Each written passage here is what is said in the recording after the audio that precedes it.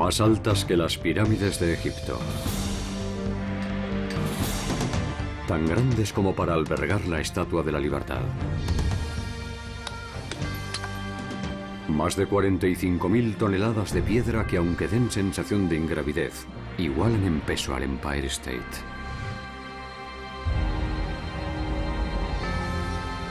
Estamos ante una revolución de la ingeniería. Las catedrales góticas.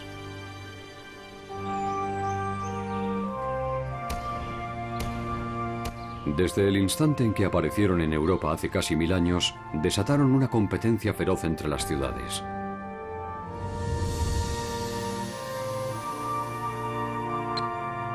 En su construcción trabajaban pueblos enteros, a veces durante más de un siglo. Los maestros artesanos, que solo contaban con herramientas manuales y piedra, desafiaban a la gravedad edificando más y más alto.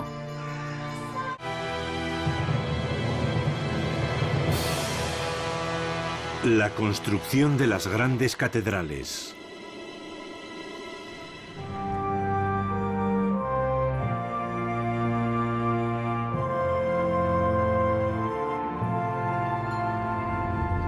Basílica de Saint-Denis. El 11 de junio del 1144 después de Cristo, todas las personalidades de la Francia medieval, entre las que se encontraban el rey y la reina, se reunieron a las afueras de París. Se inauguraba la Basílica de Saint-Denis, que se convirtió en la iglesia oficial del rey y supuso una revolución de la ingeniería.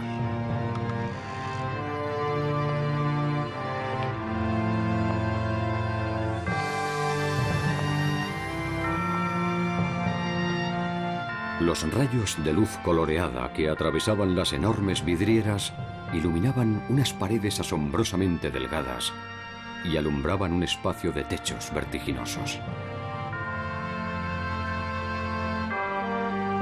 Abbot Suger, su visionario constructor, proclamó que su arquitectura era moderna, pero los críticos se burlaron de él bautizando su estilo con el nombre de una tribu bárbara, los godos. Aquel fue el origen del término gótico.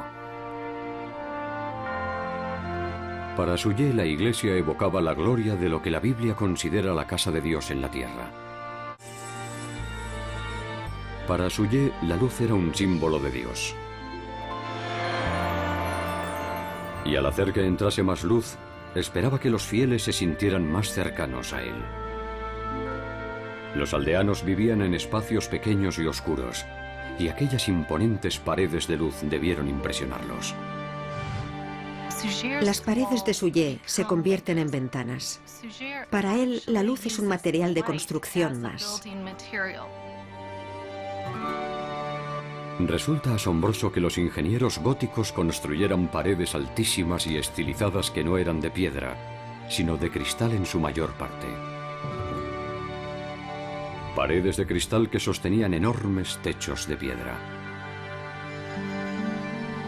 ¿Cómo consiguieron esta increíble combinación?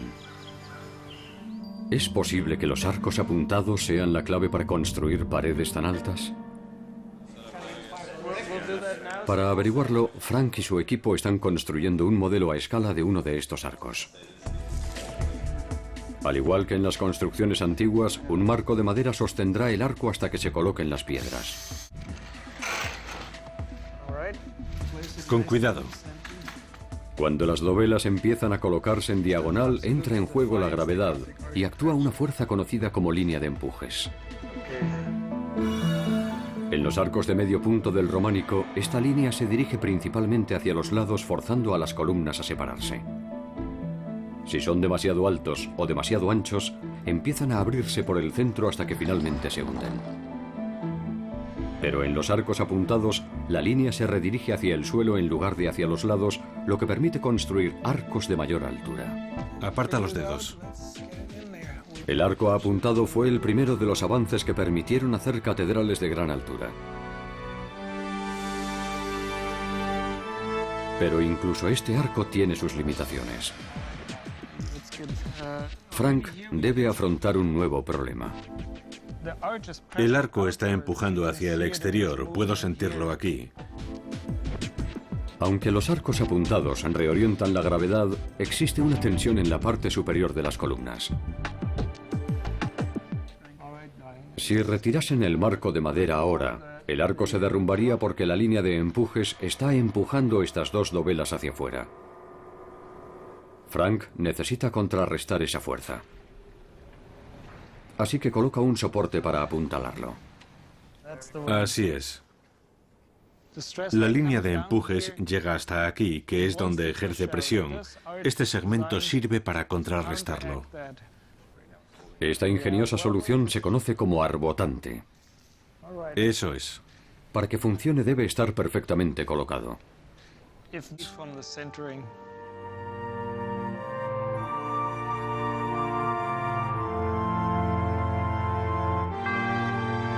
Los arbotantes alcanzan dimensiones espectaculares en las catedrales góticas. Se alzan majestuosamente, creando una intrincada telaraña de piedra.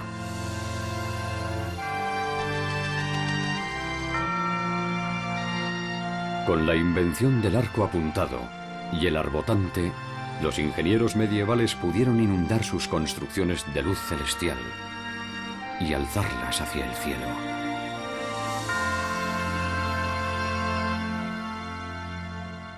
El arco y el arbotante son los componentes básicos de cualquier catedral. Pero forman un castillo de naipes en el que la posición de cada una de las dovelas tiene un papel crucial. Para demostrarlo, Frank mueve una dovela. ¿Preparados? Vamos allá.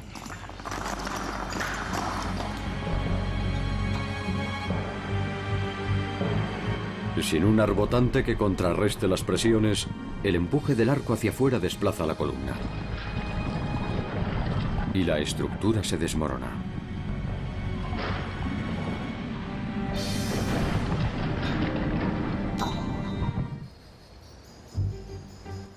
En 1220 la población de Amiens se estaba multiplicando y sus ciudadanos decidieron construir una catedral que pudiera albergar a sus 20.000 habitantes. Pero no fueron los únicos. La inauguración de la iglesia del rey en Saint-Denis inspiró a muchas otras ciudades de toda Francia y el gótico inundó el país. Todos aspiraban a construir el edificio más alto y luminoso del planeta. Como muchas otras catedrales, la de Amiens tiene planta de cruz latina. Su enorme nave central, de paredes altísimas y arcos apuntados, alcanza los 12 pisos de altura. Formada por dos arcos que se unen en perpendicular.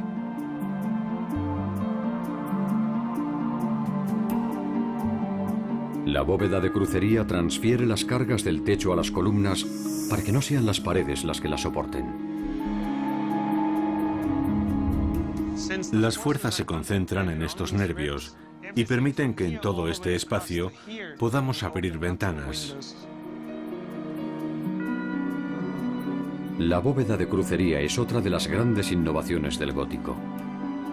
En conjunción con el arco apuntado y el arbotante, forma un esqueleto que soporta el peso del edificio y conduce las cargas hacia el suelo.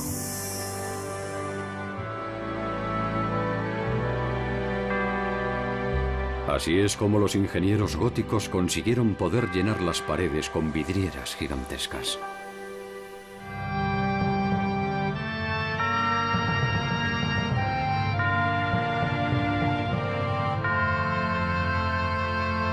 Estas gigantescas paredes llenas de luz creaban una sensación espiritual que ayudaba a evadirse a quienes en aquellos tiempos vivían rodeados de suciedad y oscuridad.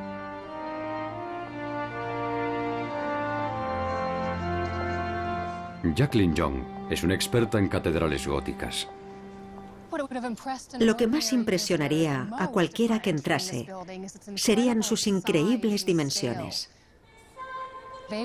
Acudían a misa, escuchaban y contemplaban todo cuanto les rodeaba, con el olor a incienso siempre presente. Era lo más parecido a experimentar el cielo en la tierra.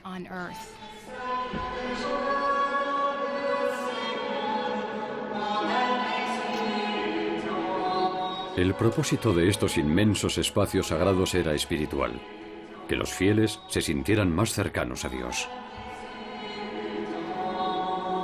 Pero su construcción no habría sido posible sin el arco apuntado, el arbotante y la bóveda de crucería.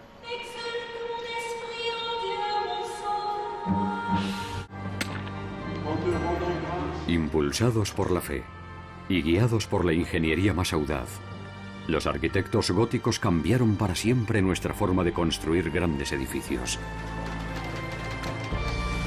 llevando la tecnología al límite y tratando de alcanzar alturas vertiginosas. Los constructores de estas catedrales levantaron espacios sagrados que aún hoy siguen maravillándonos.